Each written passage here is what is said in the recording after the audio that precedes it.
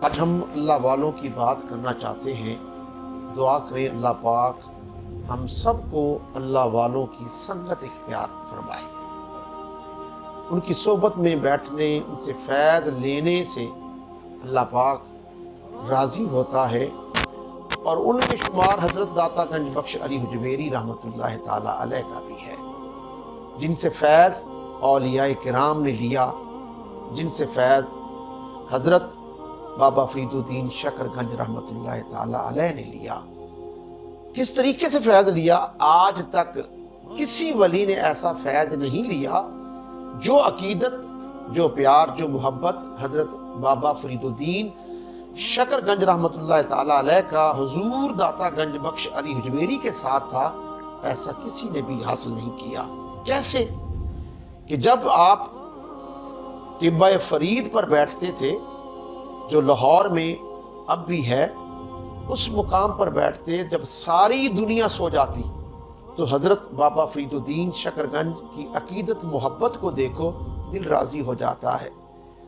اس حال میں آتے کہ لوگ پاؤں کے بل چل کر حضور داتا گنج بخش علی حجویری کو سلام کرتے تھے، لیکن حضرت بابا فرید الدین کی عقیدت اور محبت کا یہ عالم تھا کہ آپ جب رات ساری دنیا سو جاتی تھی تو حضرت بابا فرید الدین فیض لینے کے لیے حضور داتا گنج بخش علی حجویری کے دروازے پر اس طریقے آتے کہ آپ پاؤں کے بل چل کے نہیں آتے تھے، بلکہ کونیوں کے بل چل کے تشریف لاتے تھے۔ تو حضرت بابا فرید الدین شکر گنج رحمۃ اللہ تعالی علیہ کا حضور داتا گنج بخش سے فیض لینے کا انداز ایسا تھا جو کسی ولی کا نہیں تھا۔ کیسے؟ جب ساری دنیا سو جاتی تو حضور بابا فرید الدین شکر گنج رحمۃ اللہ تعالی علیہ، آپ کی محبت اور عقیدت کا عالم یہ تھا کہ آپ کونیوں کے بل چل کر حضور داتا گنج بخش کے مزار انور پر جاتے اور وہاں اپنی عقیدت کا اظہار فرماتے تھے۔ تو حضور فرید الدین کو فیض بھی حضور داتا گنج بخش علی حجویری سے ملا۔ حضرت خواجہ معین الدین چشتی اجمیری رحمۃ اللہ تعالی علیہ کو فیض بھی حضور داتا گنج بخش علی حجویری سے ملا، اور یہ عالم ہے۔ اب آپ کا عرس مبارک آ رہا ہے، میں یہ آپ سب کو، اہل اسلام کو یہ پیغام دینا چاہتا ہوں کہ آپ کے عرس مبارک میں تشریف لاؤ، تشریف حاضر ہو، اور یہ عقیدت اور محبت کا اظہار کرو، اور ان اللہ والوں کی بارگاہ میں جاؤ۔ کیوں؟ ان کے صدقے ہمیں قرآن ملا، ان کے صدقے ہمیں اسلام ملا، ان کے صدقے ہمیں ایمان ملا۔ جب تک ہم اللہ والوں کو یاد نہیں کریں گے تو اس وقت تک انسان کا عالم یہ ہوتا ہے کہ انسان جب اللہ والے کے پاس بیٹھتا ہے تو نیکوکار بن جاتا ہے۔ میں نے ایک مقام پر پڑھا کہ خدا کی قدرت، نبی کا معجزہ، ولی کی کرامت، یہ تینوں، خدا کی قدرت، نبی کا معجزہ، ولی کی کرامت، یہ تینوں ایک ہی پھول کی پتیاں ہیں، یہ تینوں ایک ہی دریا کی لہریں ہیں، یہ تینوں ایک ہی سورج کی کرنیں ہیں۔ بات سادی ہے کہ اگر کام خدا فرماتا ہے تو وہ قدرت ہو جاتی ہے، اگر وہی کام اللہ کا نبی فرماتا ہے، کرتا ہے، تو وہ معجزہ بن جاتا ہے۔ وہی کام جب اللہ کا ولی کرتا ہے تو کرامت بن جاتی ہے۔ نبی وہ کام کرتا اس لیے ہے، وہ کام لوگوں کو کر کے دکھاتا، اس لیے کر کے دکھاتا ہے کہ خدا برحق ہے، اور ولی کرامت اس لیے دکھاتا ہے کہ مصطفیٰ برحق ہے۔ کبھی خدا کی قدرت نبی کے معجزے سے ظاہر ہوتی ہے، اور کبھی نبی کا معجزہ ولی کی کرامت سے ظاہر ہوتا ہے۔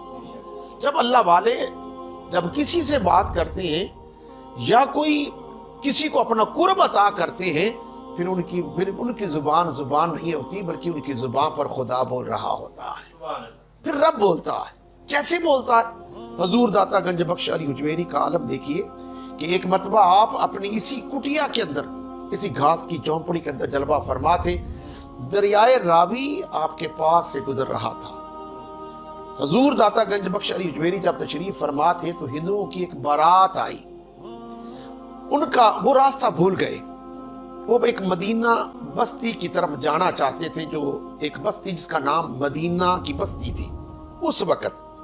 تو انہوں نے پوچھا کہ یہ بابا جی بیٹھے ہیں، ان سے پوچھ لیتے ہیں کہ یہ مدینہ بستی کو راستہ کون سا جاتا ہے، یہ بتا دیں گے۔ جب انہوں نے حضور داتا گنج بخش علی اجمیری سے جب یہ سوال کیا، اس وقت آپ اللہ سے لو لگائے بیٹھے تھے۔ آپ جلال میں آگئے، فرمانے لگے، لوگو اے براتیوں، مجھے یہ بتاؤ کہ راستہ بتا دوں یا راستہ دکھا دوں؟ ہندوؤں کا جو گرو تھا بڑا سمجھدار تھا، اس نے کہا کہ اب یہ بزرگ درویش کامل جلال سے نکل کر جمال میں آیا بیٹھا، اب اس کی زبان پر خدا بول رہا ہے۔ تو اس نے ہاتھ جوڑ کر عرض کیا کیا کہ اے بابا جی، راستہ دکھانا، راستہ بتانا نہ بلکہ راستہ دکھا دو۔ جب آپ کو اس نے یہ کہا کہ راستہ دکھا دو، تو حضور داتا گنج بخش نے سامنے اشارہ کیا۔ جب سامنے اشارہ کیا تو ان کی آنکھوں سے حجابات اٹھ گئے، پردے اٹھ گئے، انہوں نے وہاں بیٹھے بیٹھے محمد مصطفیٰ کا روضہ دیکھ لیا، حضور کا روضہ دیکھ لیا۔ پوری برات نے اسی وقت کلمہ پڑھا، مسلمان ہو گئے۔ جو اللہ والے ہوتے ہیں ان کا عالم یہ ہوتا ہے، یہ ان کا تعلق زمین سے بھی ہوتا ہے، آسمان سے بھی ہوتا ہے۔ اللہ والوں کا تعلق فرش سے بھی ہوتا ہے، عرش سے بھی ہوتا ہے۔ اللہ والوں کا تعلق اللہ کے بندوں سے بھی ہوتا ہے، خدا سے بھی ہوتا ہے۔ ان کا عالم یہ ہے، دنیا میں یہ ایک کلی کی مانند ہے۔ میں ایک مثال دے کر اپنی بات کو پورا کرنا چاہتا ہوں۔ یہ دنیا میں کلی کی مانند ہے، جس طرح چکی کے دو پڑ ہوتے ہیں اور ان کے درمیان ایک کلی ہوتی ہے۔